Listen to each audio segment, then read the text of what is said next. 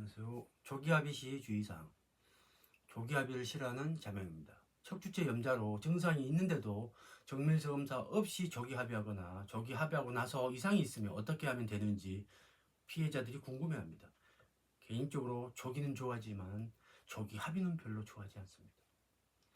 모르면 당하는 합의 기술, 합의 시점 파.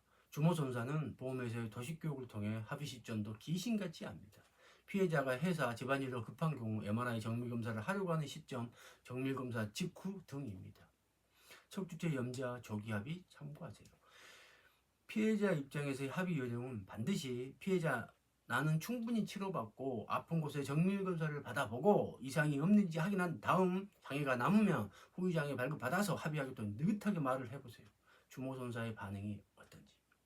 합의 기술을 한번 당해보셨나요? 주모손사의 합의 기술과 요령도 있습니다. 처음에는 매우 낮은 금액을 불러서 피해자가 합의하면 좋고 그렇지 않으면 좀 더 보탭니다. 그러면 피해자 입장에서는 그전 금액보다 조금 높아진 금액이니까 자기 의견이 반영되는 걸로 알고 조기합의를 합니다. 이건 그 받은 대로 심리전입니다. 속지 마세요. 정밀검사 결과 정밀검사 후 이상이 있으면 있는 대로 의사선생님이 퇴행성이 좀 있고 이상이 없다고 하면 퇴행성이 있다고 해서 손해배상을 받지 못하는 것이 아닙니다. 교통사고가 인과관계가 있다면 치료 대상인 것이지요. 설령 퇴행성 기형증이라 하더라도 교통사고 즉 예상으로 더 악화된 경우라면 예상의 간여도야 기형증 기여도 등을 따져볼 수 있습니다. 손해배상에서 예상과 기형증의 경합 등을 참고하세요. 향후 치료비조로 합의한 경우 자전거 운전 중 공중으로 붕 떠서 바닥으로 추락한 사고입니다. 65세 이상 노인이고 1개월 정도 지나 합의금 2천만 원 정도를 받았다고 합니다. 금액으로 따지면 괜찮고 그럴싸해 보입니다. 그러나 합의금을 받을 때와 달리 그 합의금으로 3, 4개월 만에 다친 머리 정밀검사, 그 이후의 정신장애, 치매 포함, 고관절, 기형증 포함해서 수술하면 남는 게 별로 없습니다. 척추째 골절 수상 후 3개월 만에 합의한 사례. 합의 당시 고동 불편하고 간병이 필요한 상태인데 보험부 지급 기준 등에 의해 산출하면서 간병부를 주지 않는다고 문의합니다. 자명은 늘 하던 대로 합의 시점이 좀 빠르고 현 상태에서 불안전하지 마비, 저림 증상 등이 있으므로 지금 합의하면 그 합의금으로 그 이후에 발생하는 치료비가 계속 소진될 우려가 있습니다. 그러므로 퇴원하더라도 통원치료 등을 계속 하다가 더 이상 치료가 필요 없거나 증상이 고정되었을 때가 일반적인 합의 시점이나 그때 가서 합의하더라고 자명의 이야기를 듣지 않습니다. 장기치료와 간병비 예상, 척추체 골절, 불안전 하지마비, 하지 저림 증상 등이 장기치료와 가족 간병의 예상 등을 고려한 간병비와 휴업손해, 후유장애, 상실수직 등을 나중에 추가 청구한 것이 좋을 것 같다고 했더니 그의 아들 상담 당시 경찰관이었습니다. 은 향후 1, 2년 앞도 예측하지 못한 근시안으로 조기합의 문제점을 제기한 깡초선사를 오히려 사기꾼 취급합니다. 그 아들은 몇 년이 지났으니 자명의 만에 사실관계를 확인할 수 있을 것이고 지금쯤 땅을 치며 후회하고 있을 것입니다.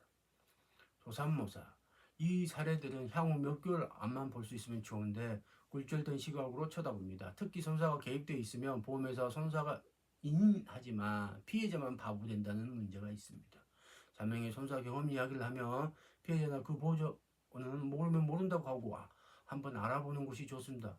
어떤 사람은 생각해 볼 거요라고 아니라 그 자리에서 심지어 자명한테 입닥질하는 경우도 있습니다. 씁쓸합니다. 조기합의서 작성 지주의자. 진실을 알려야 됩니다. 수도 없이 보고 듣곤 합니다. 피해자 여러분, 제발 교통사고 6개월 이상 지나 보고 판단해도 늦지 않습니다. 조기 합의를 하더라도 척추체 염자 조기 합의 주의사항들도 꼭 보시고요. 일반적으로 인쇄된 합의 내용이 구속되지 않게 이상이 있거나 문제가 발생 시 추가 청구 강수를 열어두셔야 합니다. 문제가 발생할 수도 있습니다. 조기 합의를 해도 문제가 없으면 괜찮지만 합의 후 상태 지속이나 악화된 경우라면 어떻게 해야 할까요? 그것이 문제입니다.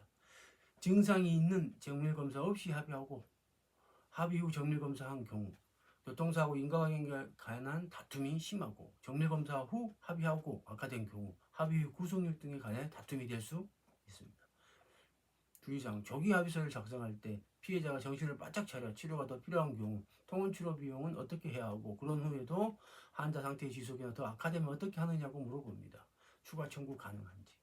보험회사 담당자가 그렇다고 하면 말로만은 부족하고 훗날에 대비하기 위해 그 합의서에 그런 문구 등을 자필로 삽입해 달라고 합니다.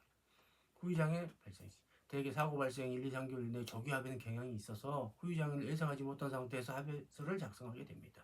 만약을 대비해서 후유장애가 발생하면 어떻게 하는지도 물어보고 보험회사 직원이 그 순간을 모면하기 위해 나중에 추가 청구를 할 수 있다고 그러면 말로만 하지 말고 합의서, 여백 등의 후유장애가 발생하면 추가 청구하기로 한다고 명확히 문구를 삽입하시기 바랍니다. 나중에 합의서와 관련한 다툼이 될 때는 이런 것들을 피해자가 증명해야 하기 때문입니다. 왜냐하면 그 합의서에는 부재조 특약이나 민형사상 일체 이의를 제기하지 않는다고 되어 있기 때문입니다. 조기 합의 후 취하 가능성 검토. 어떤 피해자는 합의서를 썼는데 어떻게 해야 하느냐 하는 사람도 있습니다. 속아서 합의했다며 합의금 돌려주겠다는 사람도 있습니다.